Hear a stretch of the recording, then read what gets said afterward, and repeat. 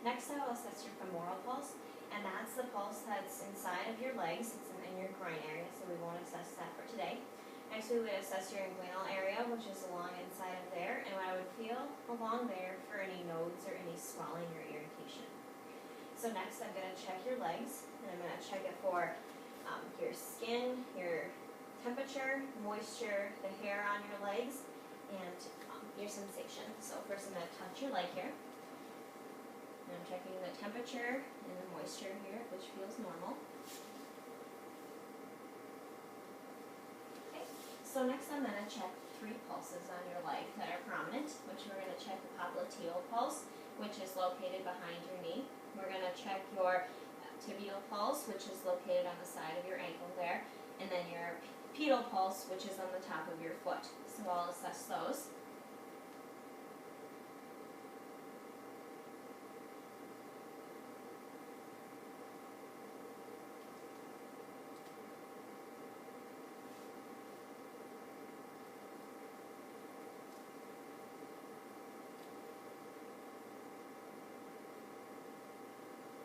And we're checking for strength and equality between both extremities.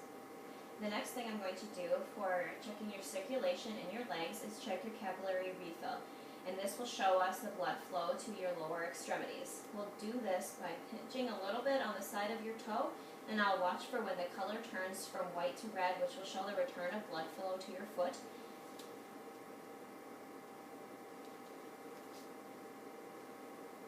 And we want that to take less than 3 seconds, which yours did, and that is a normal finding.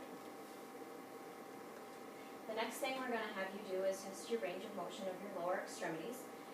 So we'll have you do that first laying down to check your hips.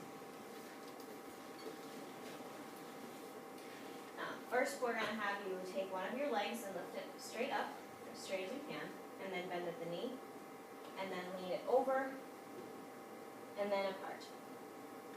Good. And then lift the second leg up, and then down, over, and apart. Thank you. You may now sit up, and we'll check your knees. So we'll have you extend your knees straight out, and down, and out, and down. We'll have you stand. I can have you put your leg up, and down, up, and down. You can sit down. Check your ankles. So have you rotate your ankles up and down, and side to side. And the other foot. Very good. One last range of motion that we need to check is in your neck. So first we'll have you turn slightly to your right side, middle, your left side, and middle. You lean back, middle, and forward. Do you have any pain or discomfort while doing this? No. Good. So the next thing we're going to do is we're going to check your sensations in your extremities and in your face. So do you feel any numbness or tingling at all in your face or in your neck? No. How about, do you feel any tingling, numbness, or loss of sensation in your arms or in your fingertips? No. Okay. Can you feel when I touch on your fingertips? Yep. Okay. So do you feel any numbness or tingling in your legs? No. Can you wiggle your toes for me? And can you feel when I touch? Yes. Okay, that all looks good. So the next thing we're going to try and test sensation with is I'm going to place objects in your hand, and you're going to tell me what that object is with your eyes closed. So you may close your eyes. Can you tell me what this object is? Pen. Thank you. Can you tell me what this object is? A coin. Thank you. And that's testing your sensation, your ability to feel, and not just see the objects with your eyes.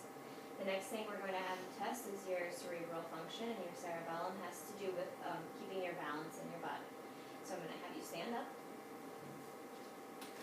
And we're going to touch your finger to your nose, and back, and your finger to your nose on the other side. Excuse me.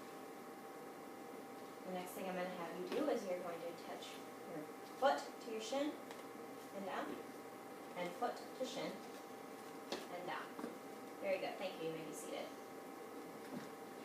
There are some reflexes in your body that we would check.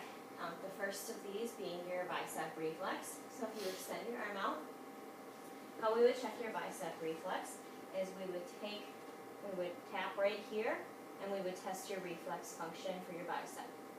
The tricep reflex would be back here, and we would tap along right here. Then we would test your brachioradial reflex, which is going to be on the side of your arm right here, and we would test that. Those are the reflexes we would test in your arm. The reflexes we would test in your leg would be the patellar reflex, which would be your knee. So they would tap on your knee here, and they would tap on your knee here, and test your reflexes. The next reflex we would test would be your Achilles, and we would tap back here and back here.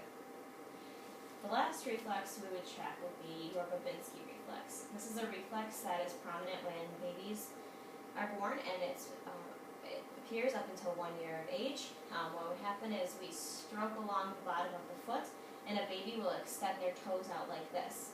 This should disappear after 1 year, so it should not be present in adults. So I will test that on you now. Okay? Alright, very good. So those are the reflexes that we would test in your body. Next we are going to assess your gait, which is another name for your walk. So I'll have you stand up. First I will have you walk back and forth, just normal. I'm assessing how you walk, your sturdiness, and your posture as you're walking. The next I will have you walk heel to toe.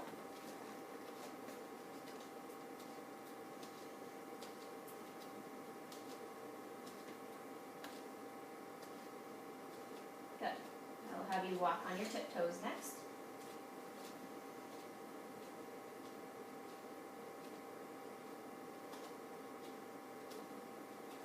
Very good. The last test of walking that we will do is called the Romberg test. And that's going to be a test for your balance. It can also be a test to assess for if someone hasn't been drinking. So this one has to do with, we're going to have you stand with your eyes open and your arms at your side, feet together. And now we'll have you close your eyes. And what I'm assessing is if you're going to be swaying or moving in any way. And I would assess that for 1 full minute. So thank you. I'll have you remain standing for a moment. And I will have you bend here at your knees. And then can I have you try to touch your toes? Okay, and I'll have you lean over once more, and I'm going to assess the motion of your spine. So I'll have you lean over and move from side to side. Very good. You may be seated. So the last thing that I would assess on you would be the male genitalia.